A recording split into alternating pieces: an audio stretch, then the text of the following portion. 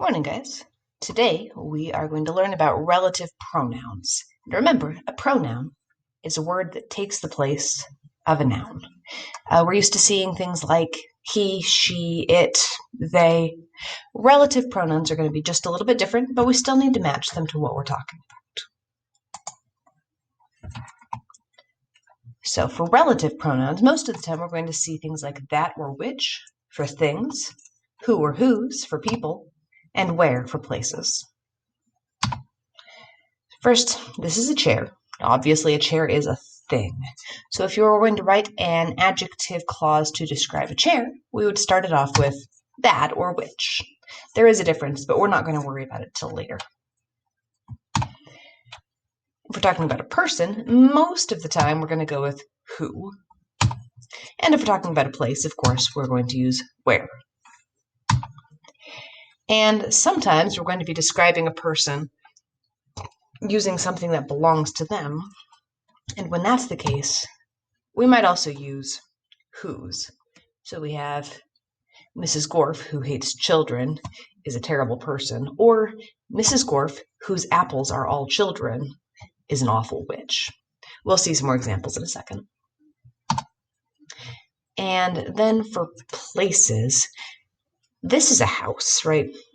And if you're talking about a house where something's happening, you're going to go with where, but you could also talk about it like a thing if you want to talk about like the house that's next door. And here's a summary. Of course, this is a thing. It's going to be a that or a which. So let's some examples in sentences. Mrs. Martin, blank, teaches math, tutors after school. Now, Mrs. Martin is not a thing. She's a person. So we are going to use a person relative pronoun. Mrs. Martin, who teaches math, tutors after school. This tells us more about Mrs. Martin, but we have to match our pronoun to her being a person, not a thing. Don't say Mrs. Martin that teaches math. Mrs. Gorf, blank, classroom is on the top floor, hates teaching. She's a person too. So again, we're not going to go with that or which or where. We're describing her. So we're also talking about her classroom here. We're not just going to say Mrs. Gorf who classroom. Mrs. Gorf whose classroom is on the top floor. Who is she? She's the teacher whose classroom is on the top floor.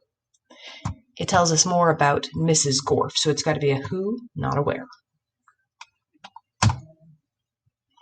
The book blank I checked out is overdue.